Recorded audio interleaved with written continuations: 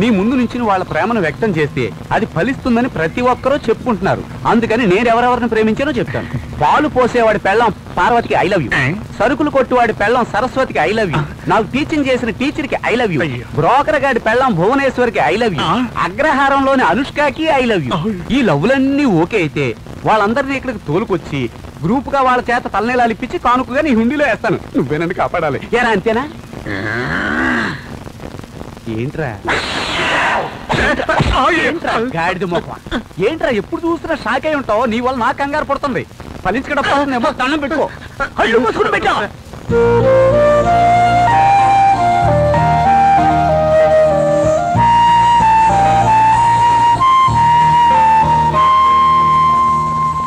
Priya, I love you.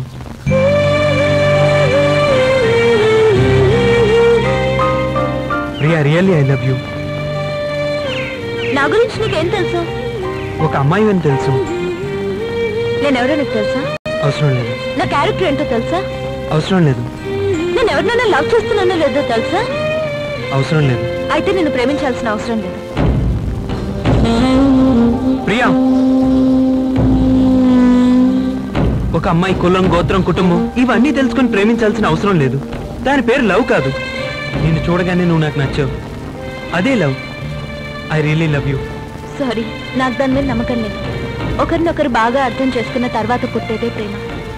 మంచి friends అయ్యాకే ప్రేమ కలుగుతుంది.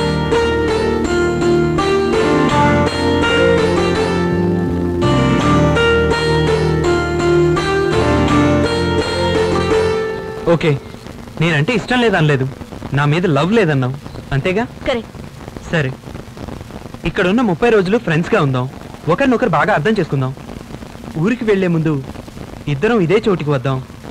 ఆ రోజు నా మీద లవ్ ఉందో లేదో చెప్పు, ఓకే? మన మనసులు కలవకపోతే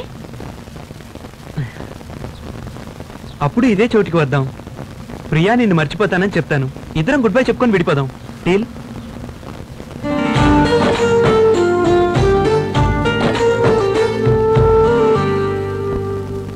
మాట్లాడడం, ఫ్రెండ్షిప్ చేయడం మానే. నేను ఐ లవ్ యూ అని చెప్పలేదే, అర్థం చేసుకుందా అని చెప్పాను. అతను నీ మనసు అర్థం చేసుకోవడానికి ఇష్టపడడం లేదు, నీ శరీరాన్ని ఇష్టపడుతున్నాడు. ఎవరినైనా లవ్ చేశారా?